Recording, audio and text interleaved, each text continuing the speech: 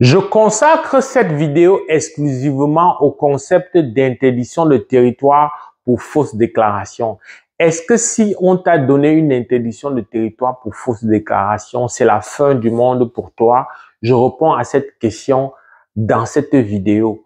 Pour bien répondre à cette question, je vais distinguer trois cas de figure, ou plutôt deux grands cas de figure.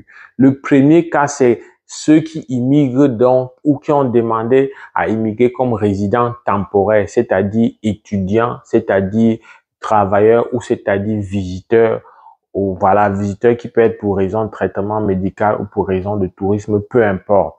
Ça, c'est résident temporaire. Il y a dans la deuxième grande famille qui va être avec deux sous-volets, la catégorie donc de ceux qui voulaient immigrer comme résident permanent. Alors, la question c'est, si dans ma procédure d'étudiant, de visiteur, ou alors dans ma procédure de travailleur, il est établi que j'ai fait preuve, je suis sous le coup de l'article donc 40 qui parle de fausse déclaration. S'il s'est établi, on va me donner une interdiction de territoire qui est valable pour 5 ans. Ça m'interdit de faire toute procédure d'immigration pendant 5 ans.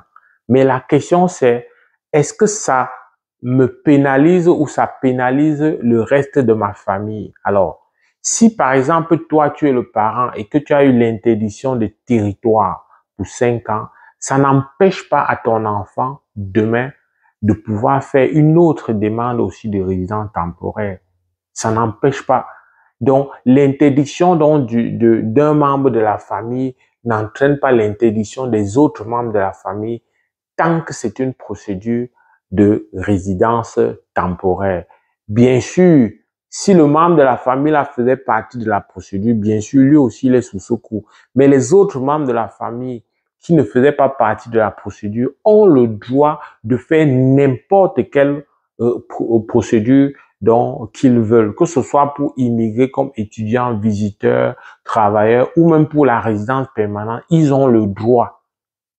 Par contre, si tu as les mêmes motifs de l'interdiction de territoire pour fausse déclaration à l'intérieur d'une procédure de résidence permanente, alors que ta famille, ton enfant ou n'importe qui t'accompagnait ou pas, vous êtes tous sous le coup. Personne d'entre vous, même ceux qui ne devaient pas immigrer avec toi, personne n'a le droit de faire une nouvelle demande d'immigration avant 5 ans. Ça, c'est la nuance.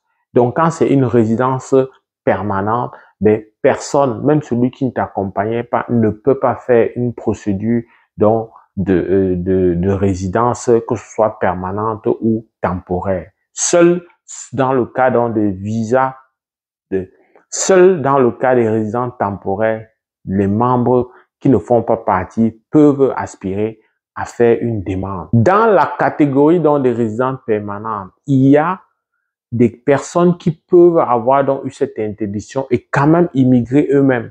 Tu as vu que dans les deux cas-là, j'ai dit que dans le cas des résidents temporaires, le reste de la famille peut continuer à faire des procédures, mais résidence permanente, personne ne peut.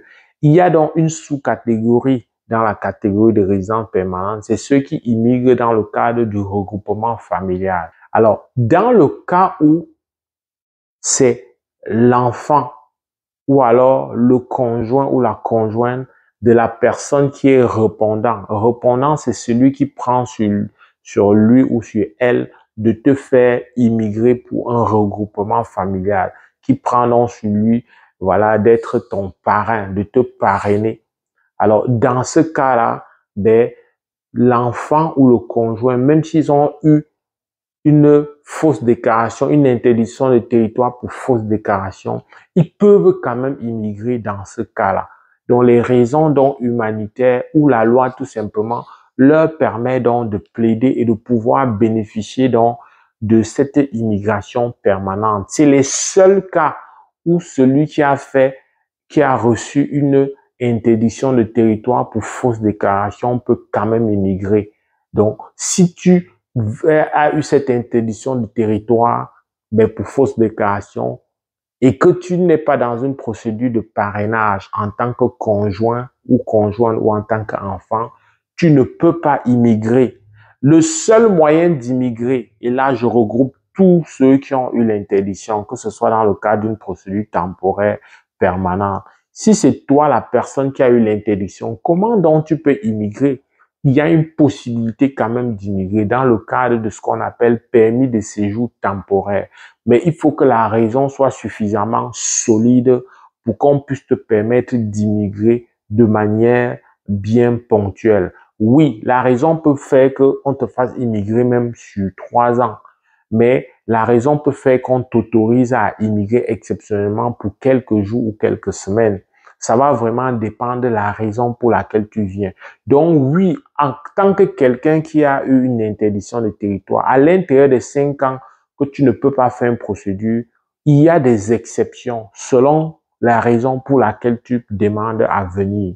Si tu es, par exemple, tu as un parent ou un proche en fin de vie ou dans une situation, de santé difficile qui nécessite une assistance et que c'est toi la personne la plus à même, c'est toi la personne la plus appropriée, en tout cas que tu démontres que ta présence est nécessaire auprès de cette personne, tu peux avoir donc l'autorisation de faire jusqu'à 3 ans carrément alors que tu es sous le coup d'une interdiction de territoire pour fausse déclaration.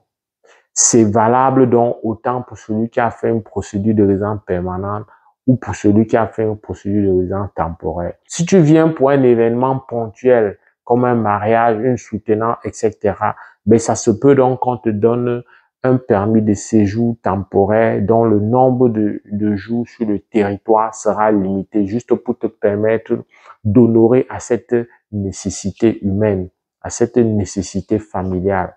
J'espère que j'ai répondu à cette question.